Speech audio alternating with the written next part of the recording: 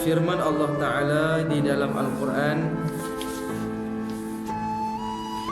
وَمَنْ يَقْتُلْ مُؤْمِنًا مُتَعَمِّدًا فَجَزَاؤُهُ جَهَنَّمُ خَالِدًا فِيهَا وَغَضِبَ اللَّهُ عَلَيْهِ وَلَعَنَهُ وَأَعَدَّ لَهُ عَذَابًا عَظِيمًا. Barang siapa membunuh orang yang beriman, mukminan, dikaitkan dengan makhluk yang Allah sayang, makhluk yang Allah cinta, yang beriman pada Allah, padahal disengajakannya, yakni bunuh orang beriman dengan niat dia nak bunuh, maka dibalaskan dengan api neraka Jahannam. Maknanya Allah Ta'ala hukum golongan yang celaka, yang membinasakan satu makhluk yang Allah Ta'ala cipta. Allah Ta'ala cipta kita dengan maksud Allah Ta'ala cinta dan kasih pada kita. Allah Ta'ala kasih pada seseorang sehinggalah dia melakukan perkara yang Allah Ta'ala murka. Tetapi ayat ini khusus kepada orang beriman yang kena bunuh.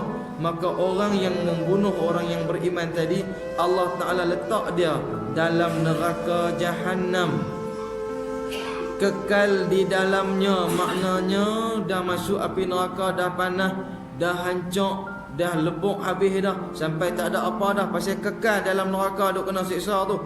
Sebab inilah pendapat, salah satu pendapat daripada Ibnu Abbas menyatakan orang yang membunuh dia tidak akan masuk syurga. Walaupun pendapat ini berlainan dengan pendapat jumhur ulama yang mengatakan selagi mana hang ada syahadah hang akan masuk syurga. Tetapi tegas Ibnu Abbas yang dekat dengan Rasulullah sebut, dosa bunuh ni jangan mimpi hang boleh masuk syurga. Marahnya Ibnu Abbas dengan salah dosa membunuh ni. Kekal di dalamnya dan dimurkai, dan murkai Allah Ta'ala atasnya.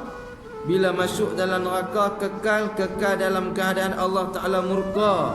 Bila Allah murka ni tak ada harapan dah. Nak akan diberi belas kasihan oleh Allah Ta'ala untuk minta dapat keampunan, tak ada belaka dah. Dan dilaknat akan dia. Maknanya orang yang membunuh ni dia dikutuk, dicela, dimurkai, tak beri petunjuk. Allah Ta'ala tak bagi rahmat dah kat dia. Sebab dengan lafaz laknat ni makna mendapat celaan daripada Allah Ta'ala. Terdapat tuan-tuan, terdapat 15 golongan yang mana tertera di dalam Al-Quran sebagai yang mendapat laknat Allah. Ini catatan kita. Yang pertama, nama dia Iblis, makhluk yang pertama dilaknat kerana ingkar patuh pada perintah Allah. Iblis dilaknat oleh Allah, nombor satu. Yang kedua, orang-orang kafir yang enggan bersyahadah, yang enggan patuh menyembah Allah, maka mereka juga mendapat laknat. Yang ketiga, orang-orang yang murtad, dah Islam dah, tapi pasal tak mau mengaji, tak mau belajar tentang Islam, jadi tak reti nak amal elok dengan Islam, maka bila dia jemu dengan Islam, dia keluar Islam, murtad, wal'iyadzubillah, maka golongan ini juga mendapat laknat Allah. Yang keempat, orang-orang munafik yang duduk dalam Islam, zahirnya macam orang Islam, hakikatnya hatinya tak mau terima peraturan undang-undang syariat Islam. Ini golongan keempat mendapat laknat Allah, yakni golongan munafik yang tersebut dalam Quran, tuan-tuan.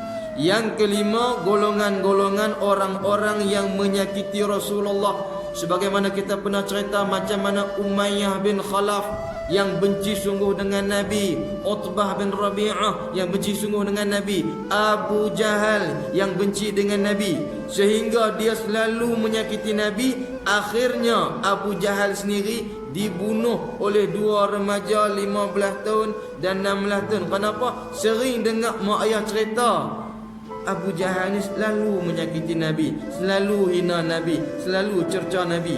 Bencinya anak-anak tadi ni yang dibentuk oleh ayah yang betul-betul kasih pada Rasul. Orang yang benci menyakiti Rasulullah juga mendapat laknat. Golongan yang kelima, tuan-tuan. Golongan yang keenam, ada 15 golongan. Golongan yang keenam, orang-orang yang zalim. Sama ada zalim pada diri, Allah Ta'ala bagi diri tapi dia isap rokok, rosak tubuh badan dia. Allah Ta'ala bagi rezeki, dia manfaatkan rezeki itu untuk anak bini sikit, tapi dia bazir rezeki itu banyak. Dia tak jaga, dia zalim pada keluarga. Ada kalanya dia zalim pada masyarakat. Apabila ada majlis walimah, patut jemput, tak ada apa longgak kena pi, dia tak pi. Orang sakit dia tak ziarah. Dalam keadaan dia faham hidup masyarakat, tapi dia zalim terhadap masyarakat. Orang macam ni mendapat laknat Allah. Yang ketujuh, orang yang membunuh orang mukmin. Tajuk yang kita baca malam ni. Yang ke-8, orang-orang yang menuduh perempuan-perempuan yang baik berzina. Kita menikah dengan isteri kita, kita kasih, kita sayang dia, dengan atas kerana faktor tuduhan yang kecil terus kita menuduh isteri berzina, kita menuduh keluarga berzina, kita menuduh sepupu berzina, sedangkan bukti tak kukuh. Bila tak kukuh, jangan terlalu mudah, kerana perbuatan menuduh perempuan baik berzina ini akan mendapat laknat Allah. Jaga. Yang ke-8. Yang ke-9, orang-orang yang memimpin ke arah kesesatan syariat. Dia kata aurat tak tutup pun tak apa, puasa ini boleh melemahkan sistem kerajaan yang nak bekerja. Dia mengatakan undang-undang dunia ni tak apa dah, tak perlulah undang-undang Tuhan. Pemimpin yang bawa ke arah sesat, tak mau ikut syariat ni, golongan-golongan ni ada dalam Quran. Allah Ta'ala beri laknat pada mereka. Kemudian golongan yang ke-10, orang-orang yang menentang kepimpinan ulama, juga ada dalam Quran. Macam mana dia lawan, tahu dah kata kawan tu tok guru, dia iktiraf sebagai tok guru, tapi buat leceh dengan tok guru tu. Orang macam ni dia dapat laknat Allah dan Rasul. Dapat laknat kerana apa? Dia menafikan kepimpinan warisnya Rasul. Ni ada dalam hadis. Tuan-tuan nak lagi jelas, tuan-tuan tengok dalam surah Hud. Mula cerita daripada ayat 60 sampai ayat 100. Cerita macam mana orang yang menolak kepimpinan ulama dilaknat Allah dan Rasul. Jaga. Yang ke-11, orang-orang yang menentang syariat, terutama konon dia kata dia peguam, dia lebih reti dengan undang-undang. Dia kata tak perlulah undang-undang Islam ni, dah bahagia dah kita dengan undang-undang kita ni. Orang yang sokong pok-pok lagu ni pun mendapat laknat. Sebab apa? Golongan yang ke-12, orang-orang yang menyimpan kebenaran. Dia sumpah dengan saksi palsu, ataupun dia ada ilmu tapi dia malah nak dakwah. Dia mari masjid, dia mari surau, dengar ceramah, dengar kuliah, mengaji, tapi dia tak mau cerita ke anak bini, dia tak mau cerita pada jiran tetangga dia. Dia nak dia saja keluarga yang elok. Golongan ini tergolong dalam golongan yang mendapat laknat Allah, menyembunyikan perkara yang benar. Kemudian golongan yang ke-13, orang-orang yang menentang kebenaran dengan maksud kalau kita cerita tentang hukum-hukum yang betul, dia nak nafikan. Kata perempuan kena pakai tudung labuh, dia kata nah, orang Arab saja nafsu tinggi, orang Melayu nafsu tak tinggi. Dia menafikan kebenaran syariat. Orang lagu ni juga akan dapat laknat Allah.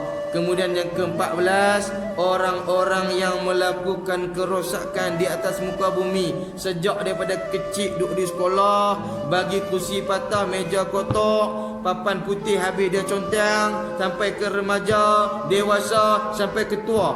Kalau rosak, orang cari dia. Pasal apa ni? Dia lebih kurang nak jadi pengikut Ya'juj wal Ma'juj. Sebab apa ni? Orang yang buat kerosakan ni, jaga-jaga jangan mendapat laknat Allah. Dan yang terakhir, orang yang mendapat laknat Allah, orang-orang yang memutuskan silaturahim. Juga tajuk yang akan kita baca lepas ni. Jadi yang kita senaraikan 15 golongan yang kena laknat ni, tajuk kita baca ni ada 2. Yang pertama bunuh orang mukmin, yang kedua putus silaturahim. Kemudian tuan-tuan,